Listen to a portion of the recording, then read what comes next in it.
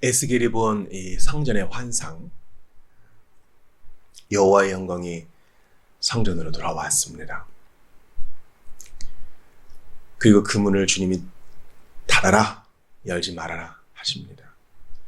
그 문은 여호와께서 직접 오신 문이기 때문에 다른 이가 들어올 수 없고, 또 이것은 주께서 오셨으니 다시는 나가지 않으실 것임을 약속하는 것입니다.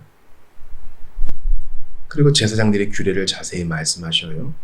제사장들의 기업도 말씀하세요. 구원받은 모든 주의 백성들이 제사장으로서 어떻게 처신해야 될 것인가를 주님이 알려주세요. 우리가 요즘 대열이 문답에서 하나님께서 우리에게 요구하시는 삶에 대해서 웨스트민스터 대열이 문답 2부를 보고 있거든요. 후반부를 보고 있죠. 여기에 깊은 관심을 가져야 돼요. 마치 예수 믿고 천국 갔으면, 천국 가는 티켓을 얻었으면 다인 줄 알고 이 땅에서의 윤리와 실천에 대해 도외시하는 사람들이 있는데, 그것은 올바른 성경 해석이 아닙니다. 너희 몸을 하나님 앞에 살아있는 산 제물로 바치라는 것은요, 우리의 마땅한 영적 예배는 이 땅에서의 순종, 이 바벨론 도성과 같은 세상 속에서 우리의 몸을 구별하여 드리는 것과 긴밀하게 연관되어 있어요. 그러니까 우리 모든 형제자매들이 주 앞에서 제사장이거든요. 돈을 어떻게 쓰고, 옷을 어떻게 입고, 우리의 거주의 형태는 어떠해야 하며, 아이들에게 교육을 어떻게 시키는지, 이게 다 하나님이 관심을 가지고 계셔요. 주님은 또 우리가 신앙에 비추어 볼 때 부끄럽지 않도록 합당하게 선택하기를 원하십니다.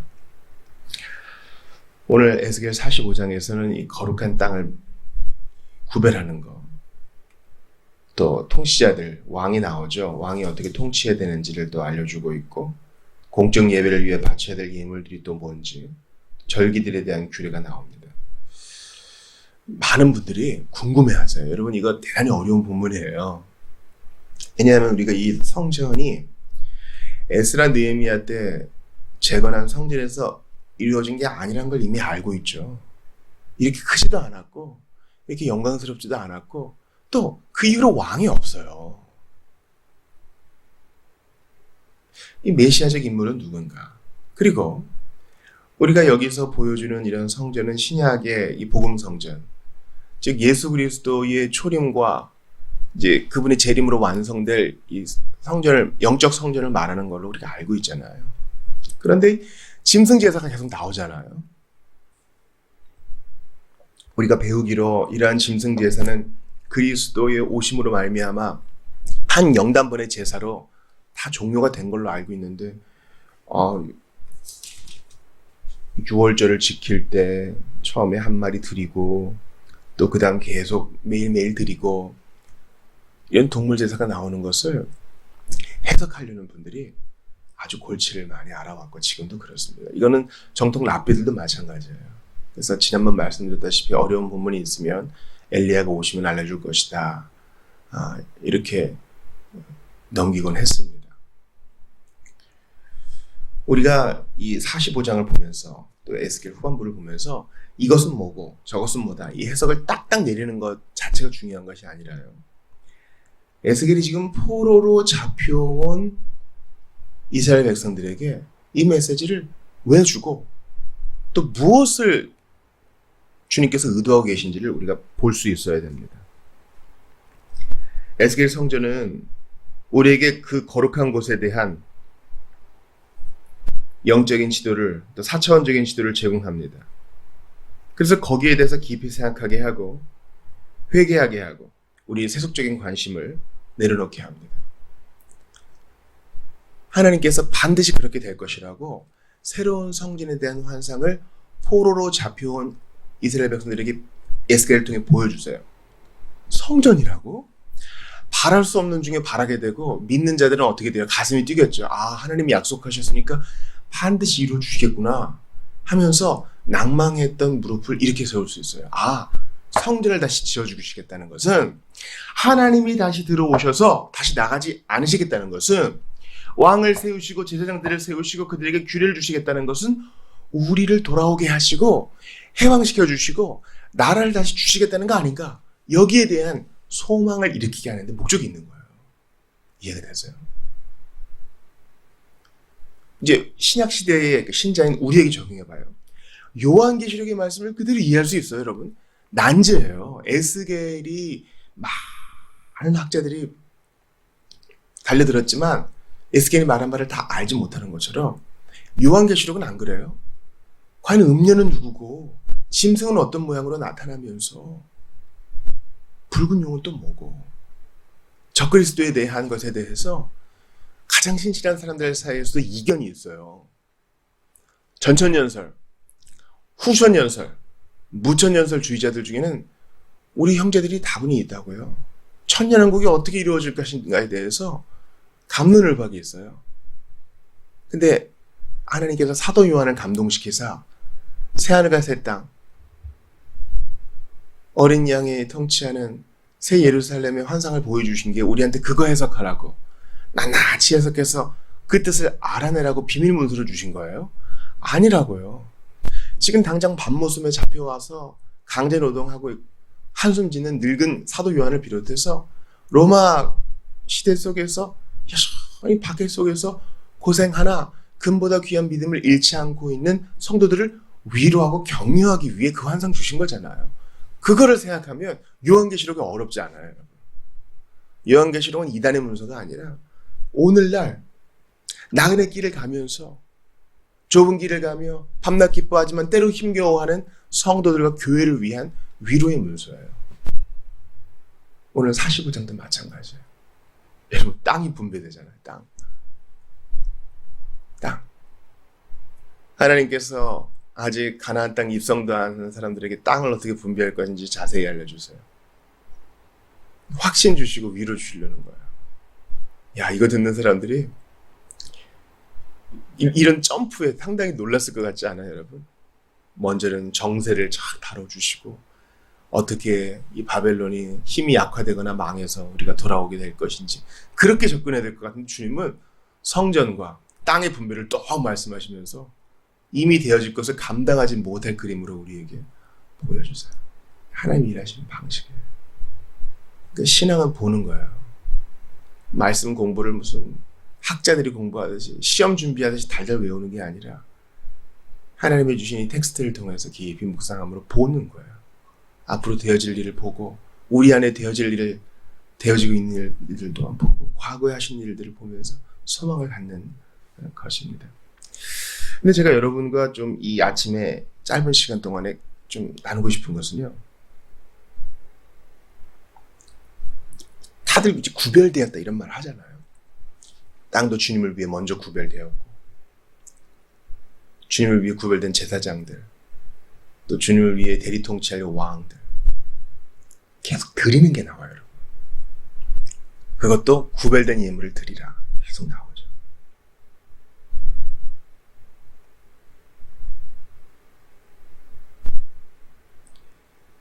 9절 이하에 보니까 드릴 때에는 정확한 단위를 사용해라. 그게 호멜이건 또 게라건 간에 공평한 저울을 되게 해라. 주님이 다스리시는 나라 영적 성전에서는요. 속임이 있어서는 안 돼요. 왕도 정확히 다스려야 되고 공의에 따라서 하나님께 드리는 것도 정확히 허풍 떨지 말고 드려야 되는 것이에요.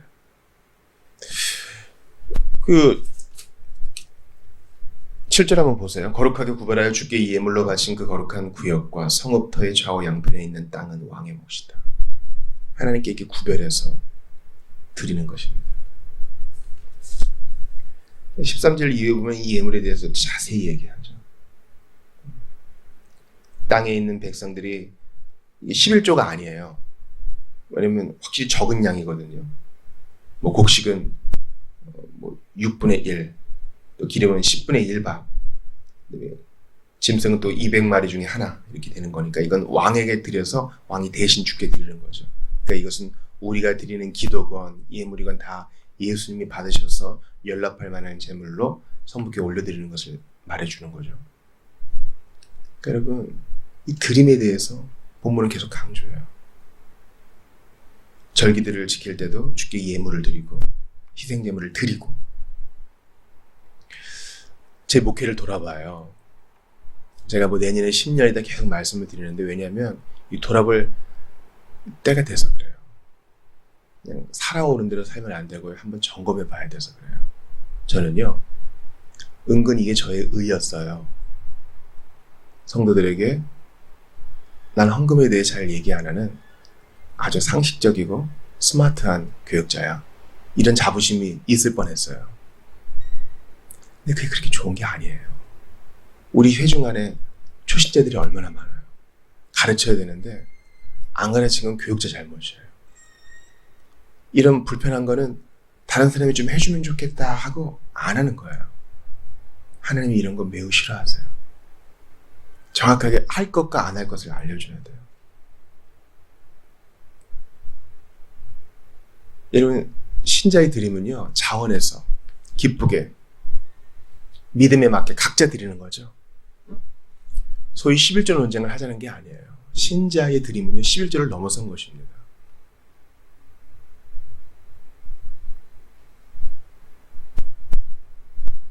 소작인이 그 주인에게 소작료를 내는 것처럼 우리는 우리의 존재와 소유에 있어 주께 온전히 기대어 있어요. 그러므로 하나님께 마땅히 그분께 바칠 것을 바쳐야 합니다. 우리가 급료를 받거나 또 수입이 생기거나 또 농사를 짓는 분이나 어업을 하시는 분들은 소산이 있겠죠. 그것을 하나님께 받았다는 것을 믿음으로 보여드려야 돼요. 주님, 나는 주님께 완전히 의존되어 있고 빚을 지고 있습니다. 그것을 인정하는 의미로 일부를 떼어 드리는 거예요. 이 드림이 대단히 중요해요. 제가 김홍준 목사님의 이 헌상에 대하여라는 설교를 들으면서 야, 이거 진짜 가르쳐야 될 부분이구나. 김홍준 목사님은 이 목적 헌금에 대해서도 분명히 말씀하세요. 내가 이런 일을 위해 교회에 드리고 싶습니다 하는 것은 온전한 헌상의 의미가 아닐 수 있다는 거예요. 헌상은요, 일단 그런 것을 다 재해놓고 하나님께 드리는 거예요. 그게 전부예요. 하나님께 드리는 거. 하나님께서 제게 이것을 주셨고 드릴 마음을 주셨으니 주께 드립니다.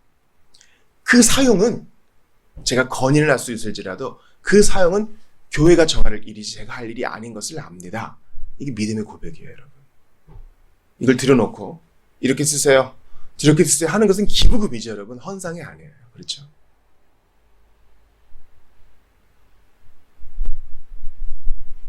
우리가 무엇을 갖게 되었든 거기서 하나님 몫을 따로 떼어드리는 것은요, 우리 신앙생활에 있어 대단히 중요한 훈련이에요.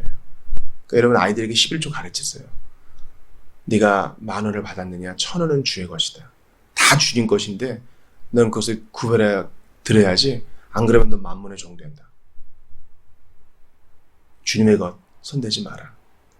그래서 여러분, 레위인들도 자기가 받은 11조에 또 11조를 드려요.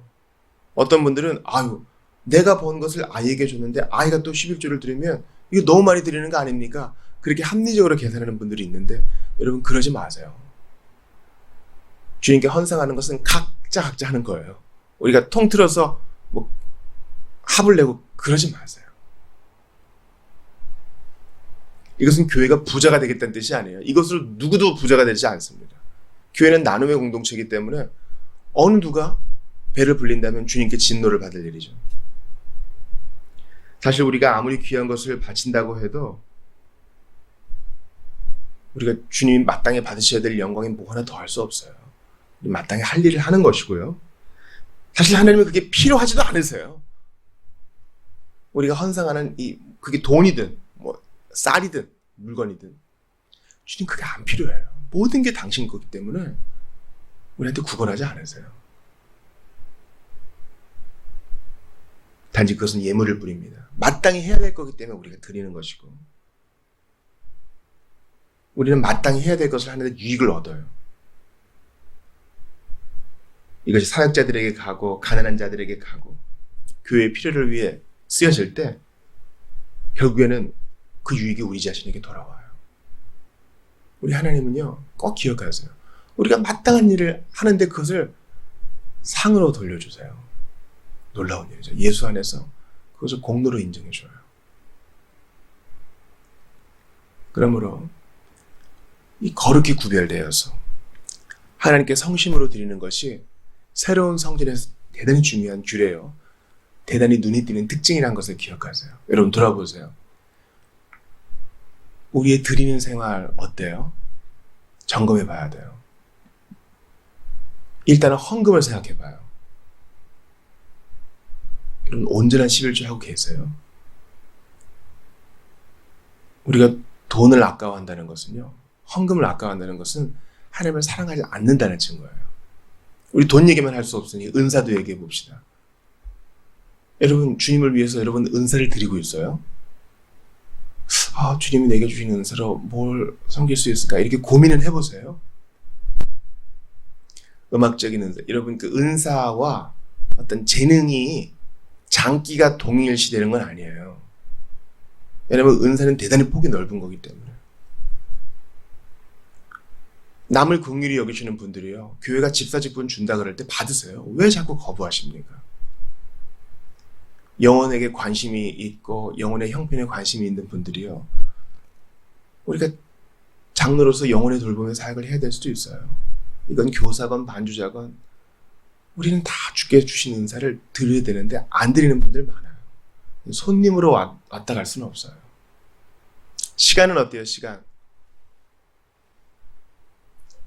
여러분 개혁교회는요, 주일에 2번 예배 드려요. 온전히 이 시간 전체가 다 주님 건데 2번을 구별해 드린다고요. 초대교회는 아침과 저녁으로 했지만 어찌됐건 오후 모임까지 하고 가야 돼요. 이건 율법주의가 아니라 우리가 일주일 내내 별로 성경 안 보잖아요. 우리가 받은 은혜를 생각해 봐요. 그걸 제대로 생각해 본다면 이렇게 살 수는 없어요. 하나님께 우리의 은사와 시간과 주님이 주신 재능과 물질을 드리는 것은요, 건강한 신앙생활의 기초 중에 기초예요. 그러므로 오늘 주신 말씀을 마음에 새기세요. 여호와의 영광이 돌아왔어요. 새로운 성전이 지어졌어요. 이스라엘 백성이 이제 회복이 돼요. 견딜 수 없는, 감당할 수 없는 은혜예요. 그때 드리는 게 당연하죠. 주께 은혜를 담뿍 받아 자원하여 주께 드리고 일평생 주님을 섬길수록 더욱더 주님이 우리를 섬겨주시는 역설의 은혜를 맛보시는 여러분들 다 되시기를 주의 이름으로 축원합니다.